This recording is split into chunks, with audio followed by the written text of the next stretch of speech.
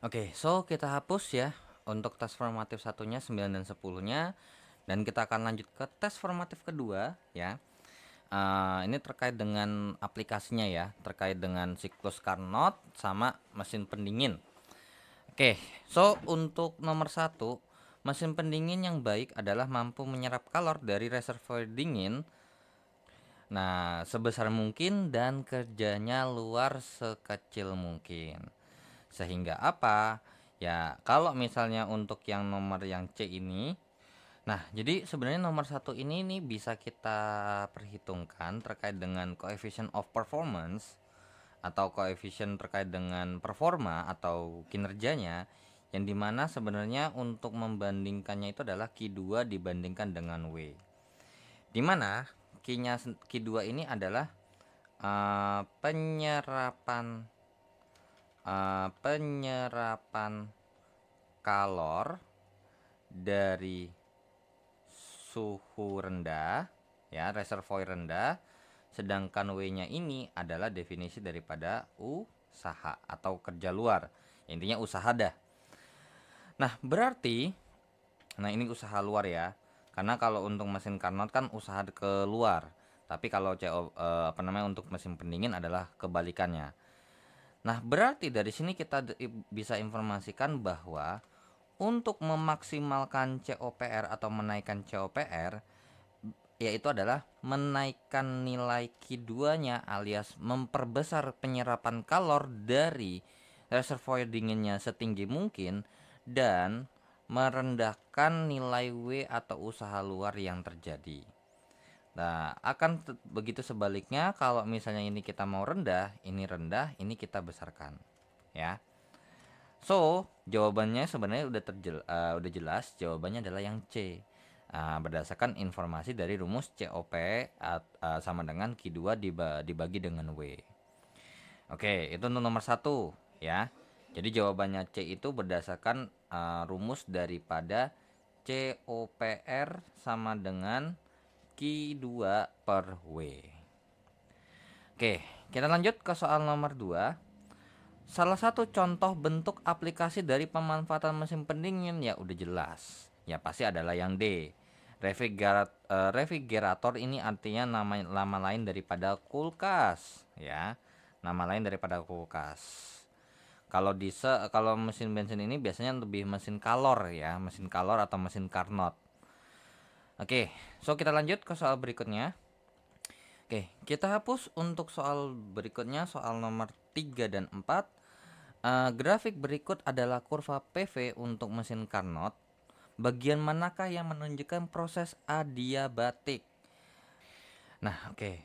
Untuk nomor 3 di sini dari gambar grafiknya ini sebenarnya kalian bisa lihat di halaman 9.26. Halaman 9.26 di mana di sini ada 4 proses ya. Dari 1 ke 2, 2 ke 3, kemudian 3 ke 4, dan 4 balik lagi ke 1. So, ini namanya siklus ya. Ya sudah, untuk 1 ke 2 sendiri satu keduanya sendiri ini adalah yang namanya isotermal ya. Tapi lebih tepatnya lagi untuk terkait dengan isotermal karena agak landai ya. Kalau adiabatik itu lebih curam.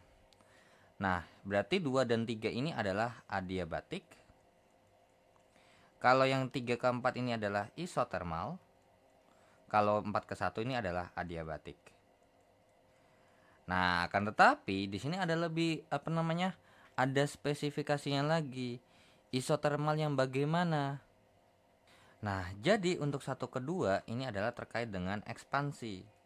Yang kedua ketiga juga termasuk ekspansi. Sedangkan kalau untuk 3 ke 4 ini adalah kompresi atau kompres atau menekan atau memampatkan.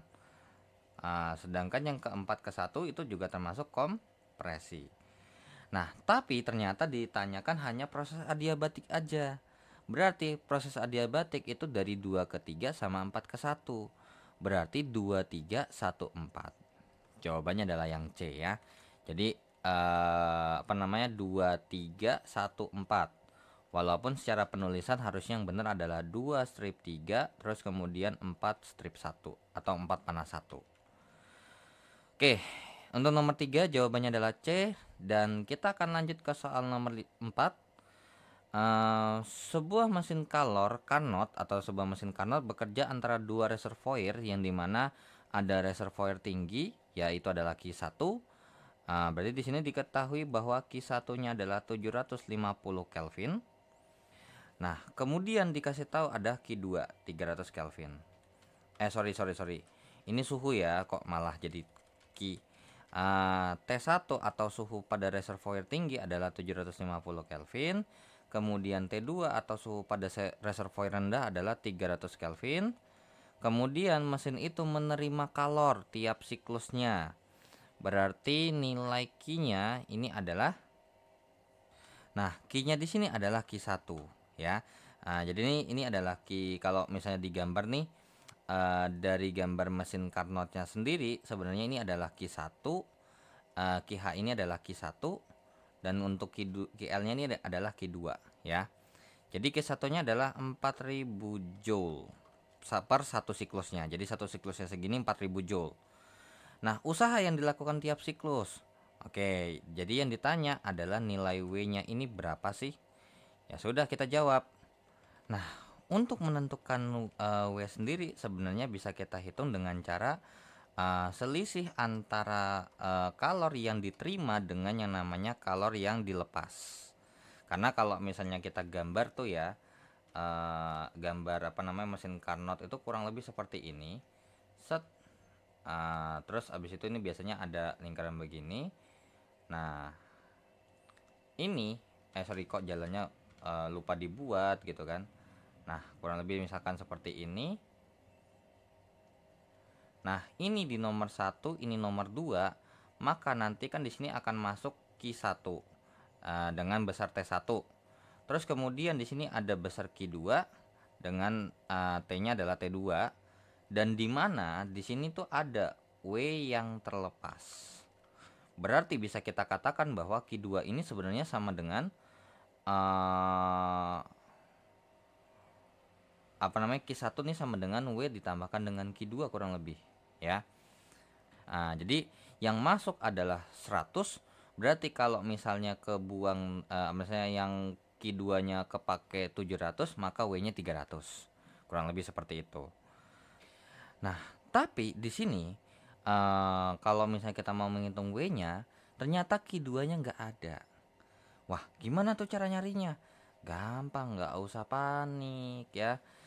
Untuk mencari Q2-nya ini, kita bisa menggunakan yang namanya perbandingan Q sama T-nya. Jadi Q1 banding Q2 ini akan sebanding dengan T1 banding T2-nya. Nah, ya sudah, berarti Q1-nya adalah 4000 per Q2 sama dengan T1-nya 750 per 300. Nah, berarti tinggal sama diperkecil nih.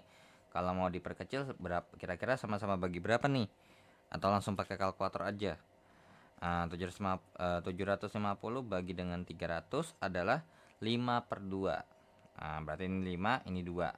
Sama-sama dibagi 150 berarti.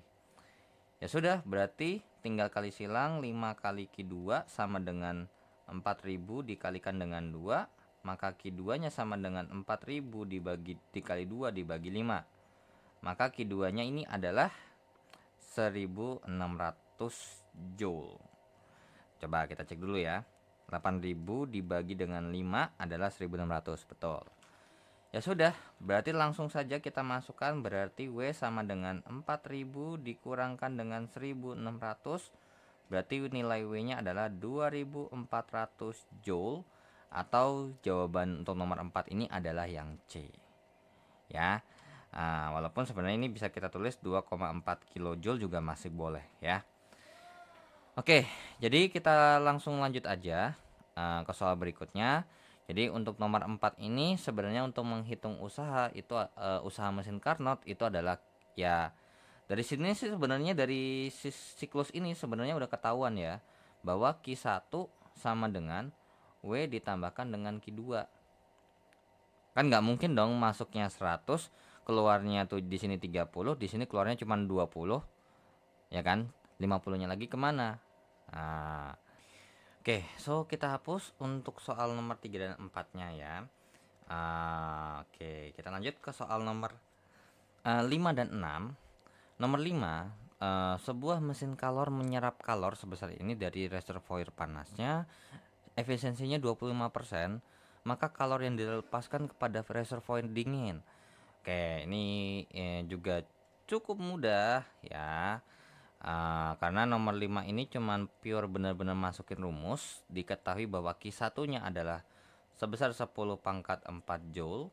Kemudian efisiensi atau etanya itu sebesar 25%. Nah, yang ditanya adalah nilai daripada Q2-nya.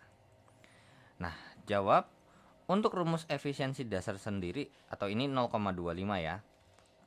Karena sebenarnya untuk efisiensi itu ada dua ini ada dua cara untuk menyampaikannya. Sebenarnya dalam bentuk desimal aslinya, tapi desimalnya ini dirubah dalam bentuk persen karena biar 25% gitu. Ya udah, berarti untuk nilai efisiensi sendiri sebenarnya adalah W dibagikan dengan Q1. Nah, tapi kalau misalnya kita tanya Q2-nya bagaimana, udah jelas sekali bahwa untuk mencari Q2 ini kan kalau ada Q1 ya, untuk Q1 sendiri itu ada yang namanya W sama dengan Q2 dikurangkan dengan Q1. Oke, sorry, kebalik ya. Q1 dikurangkan dengan Q2. Nah, untuk mencari W-nya, kita pakai yang namanya efisiensi. Yang rumusnya adalah W per Q1. Ya udah, berarti 0,25 sama dengan W per 10 pangkat 4. Berarti nilai W-nya sendiri itu adalah sebesar 0,25 dikali dengan 10 pangkat 4, atau kurang lebih nilai W-nya sendiri itu sebenarnya adalah atau kita biarkan aja deh seperti ini dulu, nanti masalah ngerubahnya jadi kayak gimana. Ya sudah, langsunglah kita masukkan 0,25 kali 10 pangkat 4 sama dengan 10 pangkat 4 dikurangkan dengan Q2. Berarti nilai Q2-nya sendiri itu adalah 10 pangkat 4 dikurangkan dengan 0,25 kali 10 pangkat 4. Nah, ini kayak aljabar perhitungannya ya. Jadi ini adalah variabelnya. Sedangkan di sini kan angkanya 1 ya. Karena nggak ada ininya, atau sebenarnya kalau nggak ditulis satunya juga nggak apa-apa. 10 pangkat 4 itu artinya menyatakan depannya tuh angka 1. Ya sudah, berarti ini langsung kita hitung. Berarti 1 dikurangkan dengan 0,25 adalah 0,75 kali 10 pangkat 4 Joule. Tapi di pilihan gandanya nggak ada. Coba kita majukan pangkat komanya 1. Berarti pangkatnya mundur 1 atau berkurang 1. Jadinya pangkat 3. Ada nggak? Oh, ada. Jawabannya yang C. Jadi untuk penulisannya sendiri sebenarnya ini Q2 sama dengan 7,5 kJ juga boleh ya. Ya, jadi ingat di sini kalau misalnya ini nambah 1, berarti di sini kurang 1 pangkatnya. Oke, so kita lanjut ke soal nomor 6. Ruangan di dalam mesin pendingin Carnot dipertahankan pada suhu 275 Kelvin, sedangkan suhu luarnya dipertahankan 300 Kelvin. Coefficient of performance-nya ini berapa? Nah, untuk reservoir dingin, ini juga sama nih. Sebenarnya untuk terkait dengan mesin pendingin sama mesin panas Carnot ini, untuk T2 hitungannya 2 ini adalah yang rendah, satunya ini yang tinggi. Cuman beda rumus aja di versi kebalikannya. Jadi diketahui dari soal nomor 6 ini adalah T2-nya adalah 275 Kelvin dan T1-nya adalah 300 Kelvin. Dan yang ditanya adalah COP-nya ini berapa? Ya udah, kita jawab. Untuk rumus COP sendiri adalah 1 dikurangkan dengan T2 dikurang per T1. Untuk COP untuk pakai T itu nggak gini cara rumusnya ya, melainkan T2 per T1 dikurangkan dengan T2. Sehingga untuk COP-nya sendiri berarti 275 per 300 dikurangkan dengan 275. Berarti COP-nya sendiri adalah 275 per 25, yang artinya berarti COP-nya sendiri dibagi hasilnya adalah 11. Oke, jadi jawaban untuk soal nomor 6 adalah yang C, ya. Oke, so kita lanjut ke soal berikutnya. Oke, so kita hapus untuk nomor 5 dan nomor 6-nya. Dan kita akan lanjut ke soal nomor 7 dan 8. Oke, suatu mesin pendingin Carnot melakukan kerja sebesar joule per sekon, oke, bla bla bla bla bla, maka jumlah kalori yang dilepas. Sebenarnya kalau namanya melakukan kerja itu kan W ini satuannya joule, jadi nggak ada nih. Ini per siklus lah hitungannya ya mungkin. Oke, berarti untuk nomor 7 itu diberitahukan bahwa diketahui bahwa W itu adalah 100 joule. Kemudian pada kalori yang diserap per sekon ya, pada mesin pendingin berarti ini Q berapa nih? Nah, ini adalah Q2-nya ya. Jadi kalau mesin pemanas itu kan dari satu atau dari tinggi ke rendah. Tapi kalau misalnya untuk mesin pendingin itu dari rendah ke tinggi. So berarti karena ini jadinya yang diserap itu oleh mesin pendingin itu masuknya ke Q2 ya. Berarti yang ditanya adalah nilai Q1-nya ini berapa sih? Ya sudah. Nilai Q1 ini sama dengan W ditambahkan dengan Q2, yang berarti Q1 sama dengan 100 ditambahkan dengan 600. Berarti Q1-nya besarnya adalah 700 joule. Dan berarti karena berhubung dalam satuan per sekon semua, maka jawaban untuk nomor 7 adalah yang D ya. Nah, oke. Jadi nomor 7 jawabannya D, dan kita akan lanjut ke soal nomor 8. Diberitahukan bahwa memiliki efisiensi, berarti eta di sini adalah 40%. Akan tetapi kita punya secara idealnya atau ini idealnya adalah 60%. Kira-kira mesin kalornya ini bagaimana? Irreversible, reversible, or impossible? Nah, ini ada keterangannya ya, syaratnya atau perbandingannya adalah seperti ini.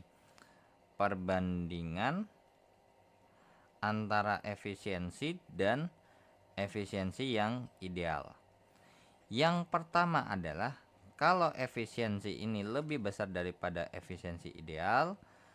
Terus yang kemudian yang kedua adalah efisiensinya sama dengan efisiensi secara idealismenya.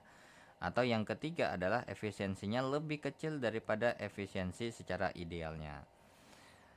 Nah, kalau ini untuk nomor 1 ini adalah jatuhnya adalah impossible. Tidak mungkin ya. Kalau secara idealnya itu 100%, maka kenyataannya tidak akan 100%. Walaupun possible ya, masih possible untuk 100%. Nah, tapi kalau sama dengan, ini jatuhnya adalah reversible. Sedangkan kalau misalnya di bawah ini adalah irreversible, alias tidak dapat balik gitu ya.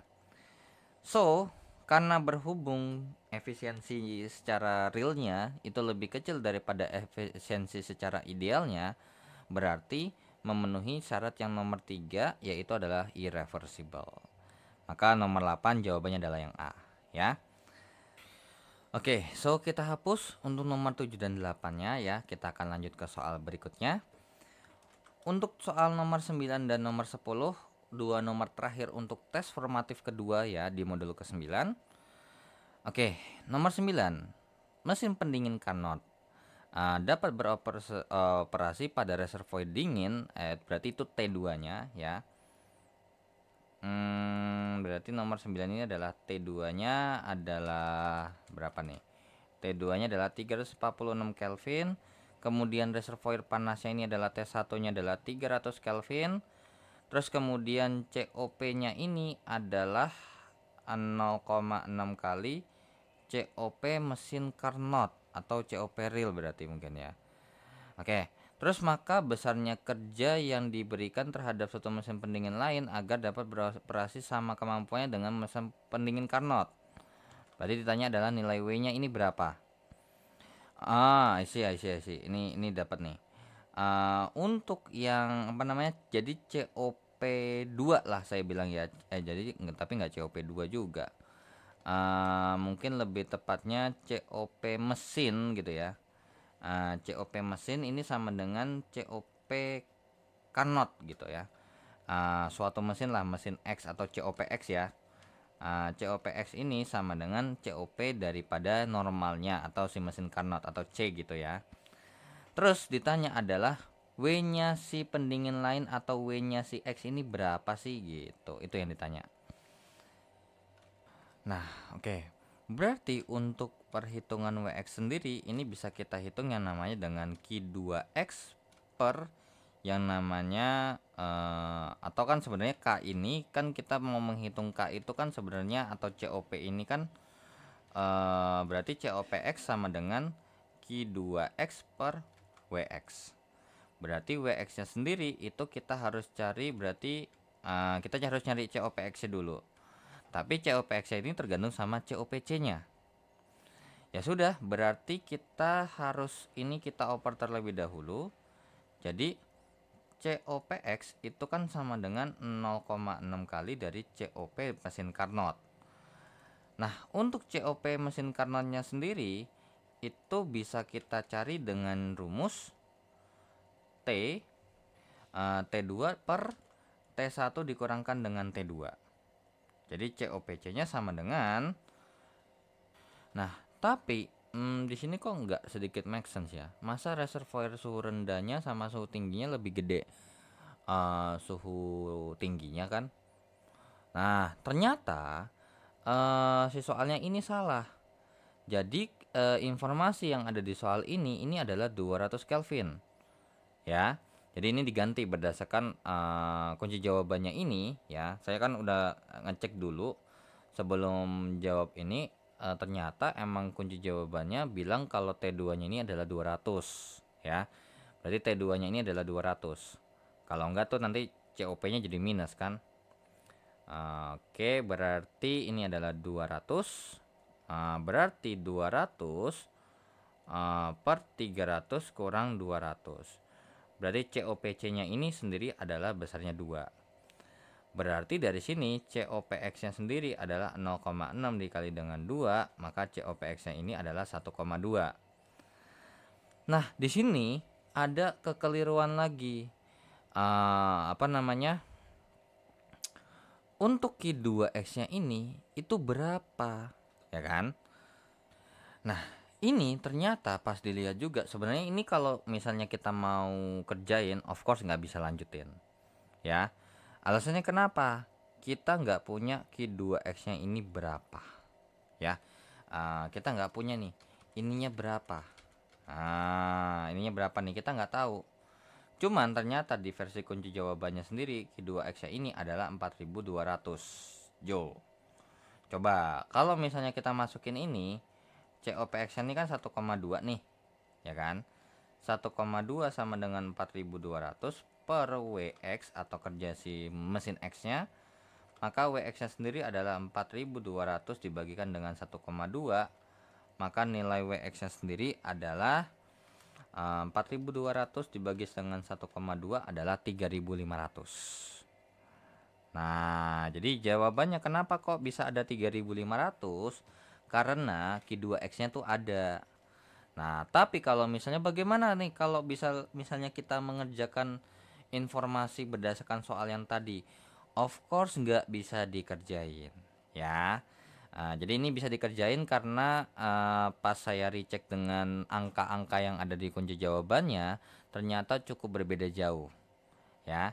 Jadi itu harusnya sebenarnya T2-nya sendiri harusnya 200 malah 346. Padahal secara logik nggak mungkin dong suhu reservoir dinginnya tuh lebih tinggi daripada suhu reservoir panas. Kalau mau 346-nya itu yang suhu reservoir panasnya, dinginnya yang 300, itu masih make sense ya. Oke, jadi nomor 9 ini dijawab dengan cara memodifikasi soal sesuai dengan apa yang ada di kunci jawabannya ya. Oke, kita lanjut ke soal nomor 10. Nah, soal nomor 10, diketahui bahwa reservoir panas dipertahankan pada suhu, berarti T1 nih, 320 Kelvin. Kemudian koefisien kerjanya atau COP-nya ini adalah 4. Maka tentukan besar suhu pada reservoir dingin agar mesin tersebut bekerja dengan baik. Ya sudah, langsung aja kita masukin COP sama dengan apa? T2 per T1 dikurangkan dengan T2. 4 sama dengan T2 per 320 dikurangkan dengan T2. Ya udah, berarti 4 kali 320 dikurangkan dengan T2 sama dengan T2. Berarti ini kalau misalnya kita hitung 4 kali 320 adalah 1280 dikurangkan dengan 4T2 sama dengan T2, maka jadinya 5T2 sama dengan 1280. Berarti T2 nya sendiri adalah 1280 dibagi 5, maka T2 nya adalah 256 Kelvin. Oke, jadi nomor 10 jawabannya adalah D, ya. Oke, so untuk di tes formatif kedua ini, terutama untuk soal nomor 9, ternyata kalau emang benar-benar kita pure berdasarkan informasi yang soal di situ tidak bisa dikerjakan, ya. Oke, so kita lanjut ya ke tes formatif terakhir dari modul terakhir ini, ya. Oke, so kita lanjut ya ke next test formatifnya.